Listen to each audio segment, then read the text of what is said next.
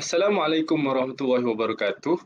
We are from Group 6, and in this video, we will talk about the analysis of two Islamic banks, which are Bank Islam Malaysia Berhad and also Dubai Islamic Bank.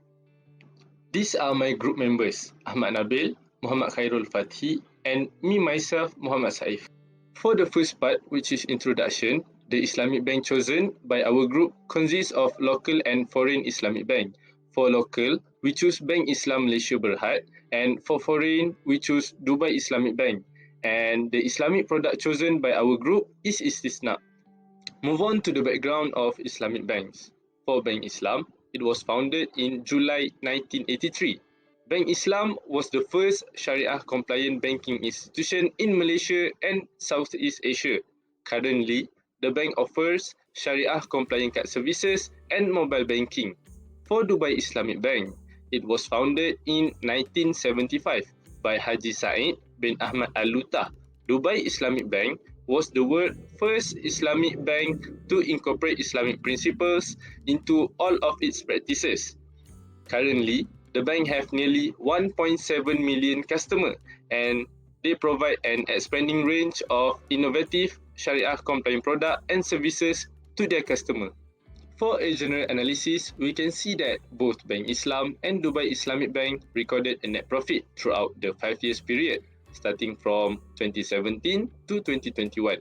The net profit of Bank Islam were RM 566,118,000 in 2017 and RM 534,305,000 in 2021, while the net profit of Dubai Islamic Bank were 4,503,580,000 UAE dirham in 2017 and 4,406,028,000 UAE dirham in 2021.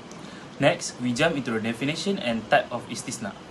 The definition of istisna is a sale contract between the ultimate buyer, al-mustasni, and the seller, al-sani, whereby the seller undertakes to manufacture or otherwise acquire the subject matter, al-masnu, according to the specification and to sell it to the buyer for an agreed price. There are two types of istisna. The first one is classical istisna, that only two contracting party, namely the buyer, mustasni, and the seller, al-sani. And the second one is the parallel istisna. This contract involves three parties and consists of two separate contracts. This contract continuation of the second istisna contract entered by al-sani in order to fulfill the contractual obligation of the first istisna contract. Therefore, the purchaser or the customer will become the ultimate buyer and the Islamic bank become a buyer.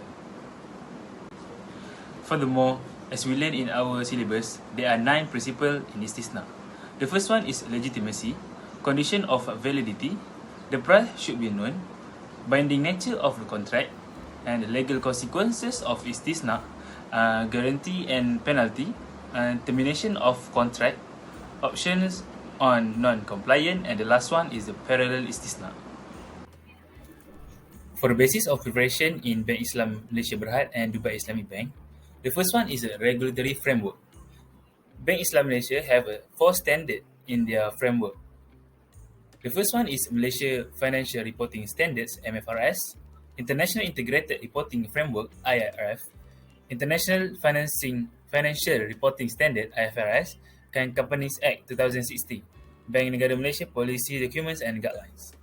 For the Dubai Islamic Bank, they have International Financial Reporting Standard (IFRS) as issued by International Accounting Standard Board (ISSB), and the second one is the Sharia Standard issued by the Accounting and Auditing Organisation for Islamic Financial Institution (AUFI), and the recognition is the asset is recognized as financial asset in the Bank Islam, and all regular way purchases or sales of financial asset are recognized on a trade date basis in the Dubai Islamic Bank.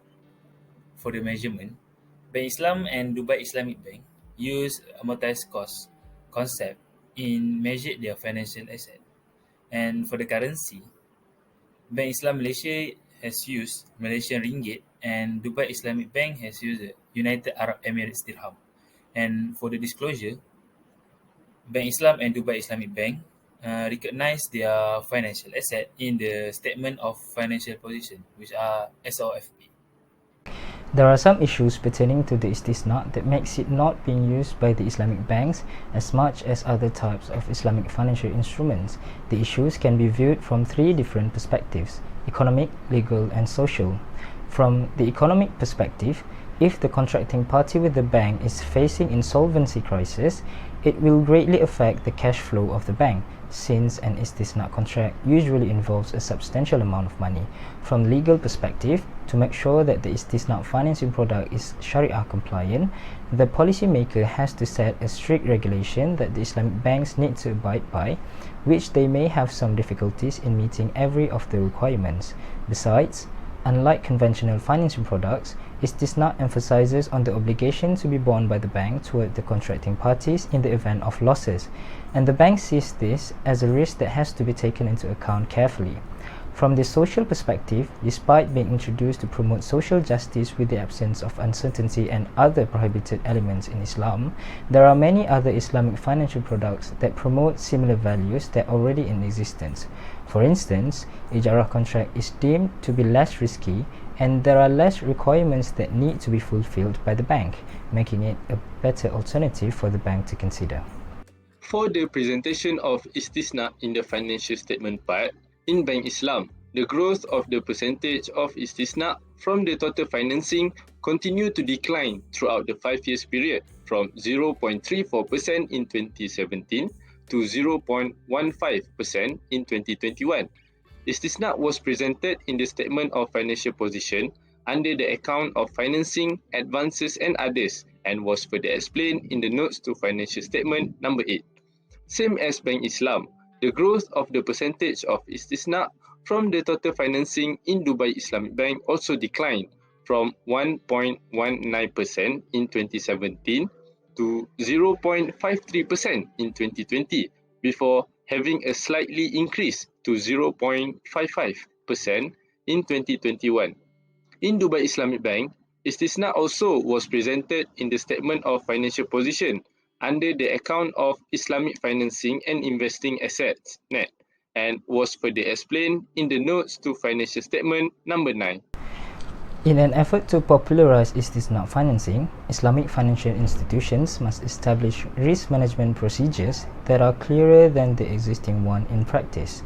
In addition, investment project complexities must be handled with a high level of prudence and creativity. For example, a combination of different contracts in one project should be explored as a means to maximize the profit in accordance with Sharia. Besides, the authority and policymakers, such as the central government, should give more tax relief to promote the use of Islamic contracts like istisna. As a conclusion, Islamic financial contracts such as istisna are just one of the instruments that can be utilized to implement projects that involve public interest.